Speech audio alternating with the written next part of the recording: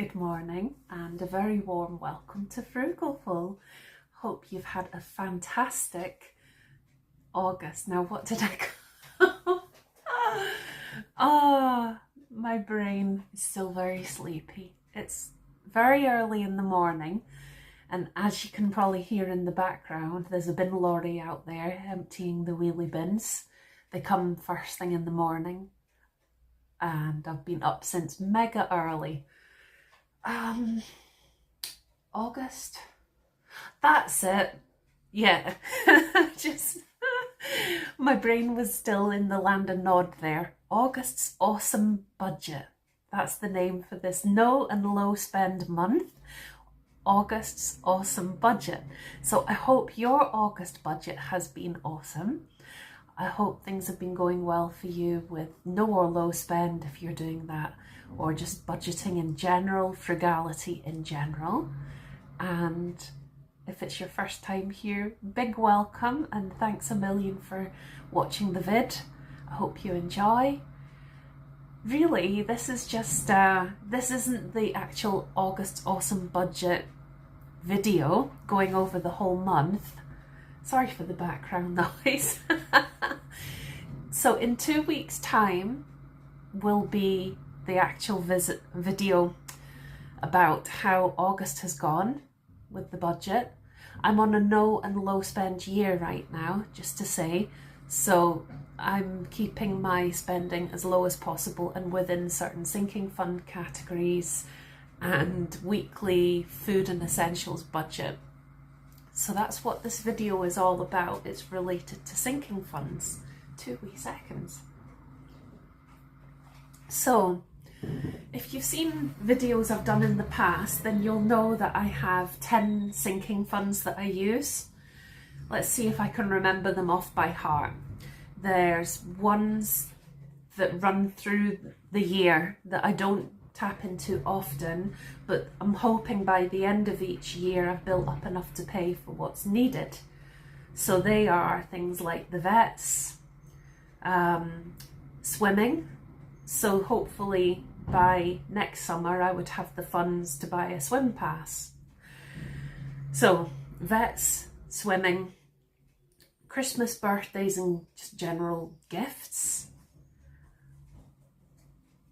And then there are things that are month to month if needed, like social fund, day trips, allotment, research and studies, essentials and stock up, a treats fund, which is otherwise known as the blunder buster. And what is the final one? What is it? Oh, let me think. I'm gonna, when it comes to me, I'll be like, oh, damn. Right, I'm gonna go and check. Back in a sec. Oh yeah, what a wally. The other one is a holiday fund. So not day trips, but kind of actual wee holidays. So that's the other one that's a kind of longer term one. So there you have it, that's the 10. So what I do is I've got a small amount I put into each of those every calendar month. And then, as I say, things like the holiday, the vets, the gifts fund, the swimming money. Like the idea is that those aren't needed often, so it could build up and then fund what I need it for by the end of a calendar year. That's what I'm aiming for. The other ones, like I say, are on a month-to-month basis, and then what doesn't get used gets carried forward. So on the following month, there's a wee bit extra in there, and that can act as a bit of a buffer and a shock absorber. So if I did go slightly over from my spending limit, there's a little bit to cushion that. But I'm hoping maybe eventually I could build up so that I've got like I'm a year ahead on sinking funds. No, I haven't even begun to attempt to do that. I'm nowhere near that, but maybe down the line, that would be a dream. Depending on how, once I get organised and do some decluttering and could put some funds towards that. If things sell, but people aren't able to buy as much on Vinted and eBay these days because unfortunately the cost of living has gone up so much. But anyway, back to what we're discussing, so because I digressed there, about sinking funds. Now, I've just listed what they all are, and each of those does have its place in my budget. But what I've been doing on this no low spend year is having no low, you know how there's YOLO, I just thought no low. Anyway, so, right, focus, Lara, focus. So there are these different sinking funds, and most of them I do utilise most months, or most months they still are just as valid for my annual goals, like I described. But this year, it's a bit of a trial with some of the sinking funds just to see how useful, how relevant they are. And the beauty of budgeting is that we can modify our budgets as we go along. Like, nobody has to do it in one set way that's set in stone for life. We can kind of adapt it, and it's like an organic thing. It's not something where it's always going to be done the same way. And it's good actually to respond to it and let it grow, let it adapt.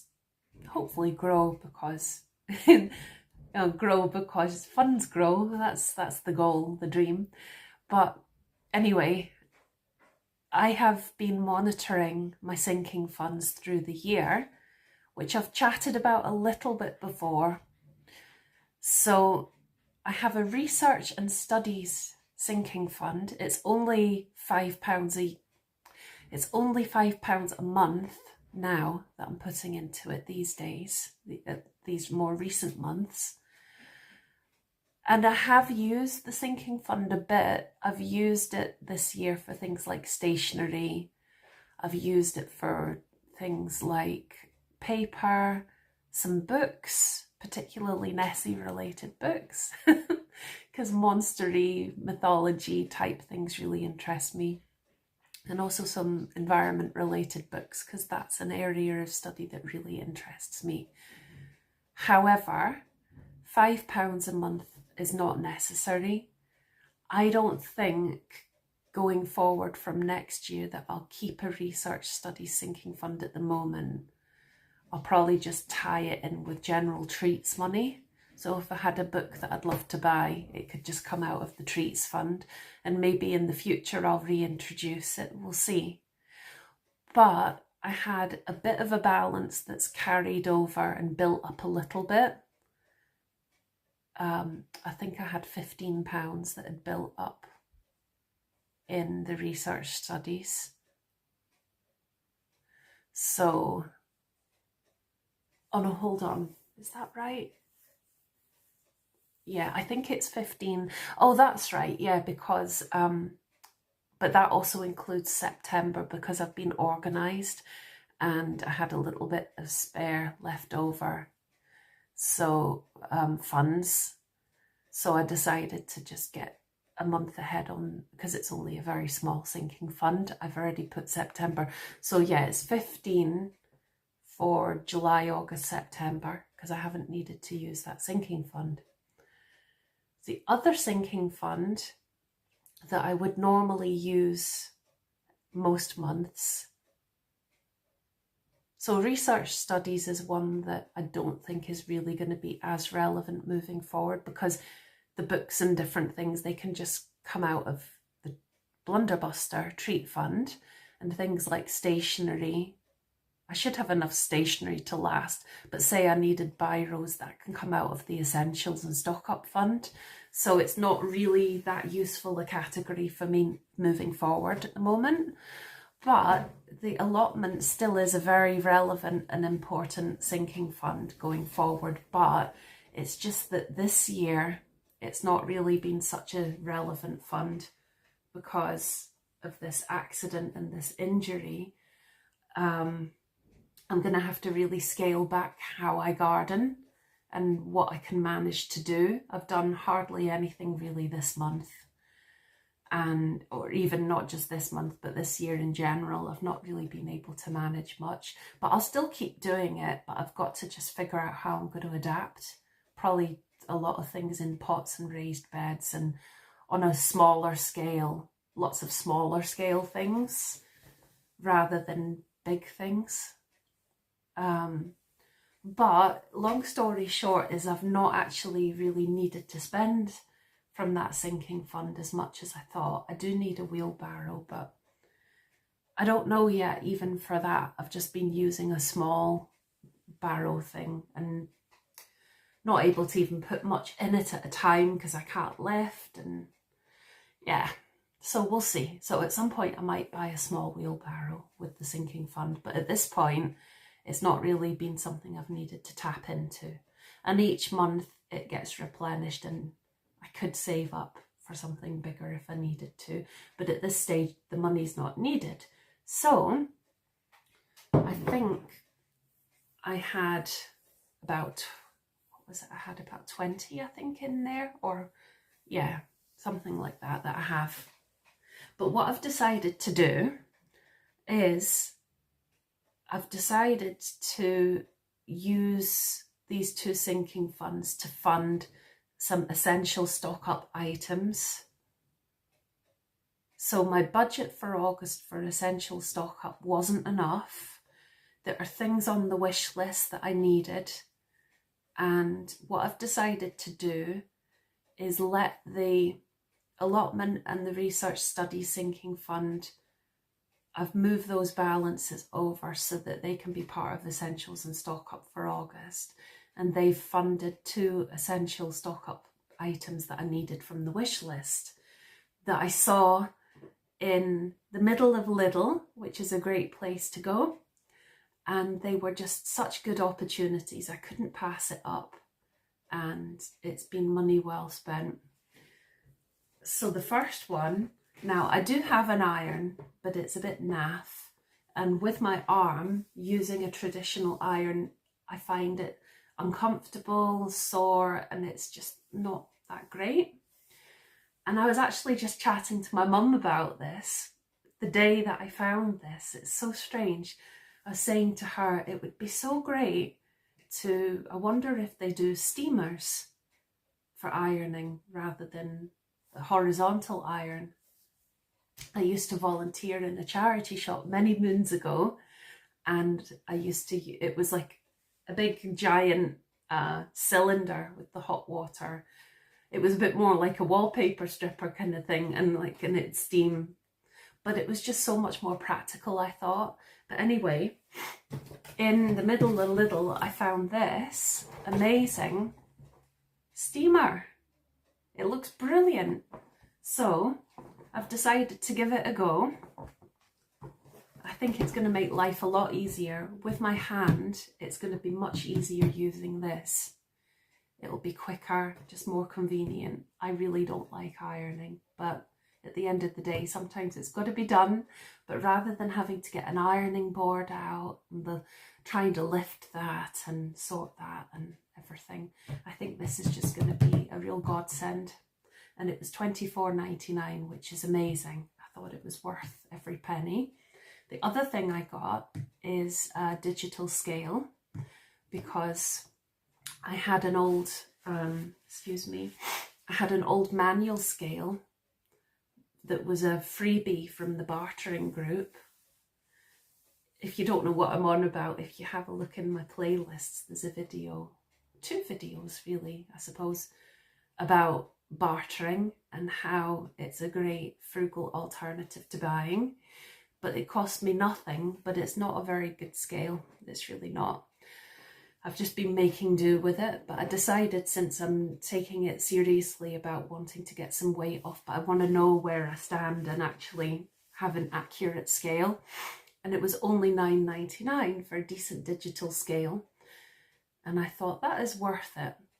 So decided that it's good to have these substitute sinking funds at the moment.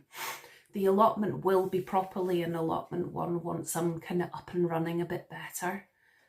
over the autumn and winter, it's not likely I'll be buying a huge amount of allotment related stuff. So funding these two things with that isn't going to be a blow for the allotment.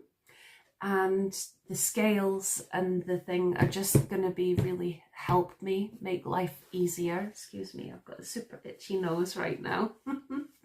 And like I say, the research study fund is not going to be any, there's not going to be any detrimental effect, because it's not really going to be something I need now that I'm reflecting on it. So that's a wee summary about sinking funds this month, but I'll go into much more detail. But for August's budget, in 2 weeks' time, I'll do a budget video about how the month's gone, how the food and essentials each week has gone, and the sinking funds, all of them. But I'll get to the point quicker because I know today I've been a bit blah, blah, blah, but I thought I'd just have a bit of a blather with you and let you know about that. Would love to hear in the comments. Please say hi. It's always great to hear from you. And I'd love to hear, and I'm sure that other people watching would love to hear, how your year is going with no and low spend or budgeting in general, and how you like to kind of monitor and adapt things that you spend money on, and in what ways are you flexible with your budget to meet certain goals and needs, and to kind of prepare and respond to good opportunities to buy things while it doesn't, to do that and make the most of it while not hurting your budget. It would be fab to hear about it, and thank you for watching today. See you next time, and best wishes. Take care. Bye.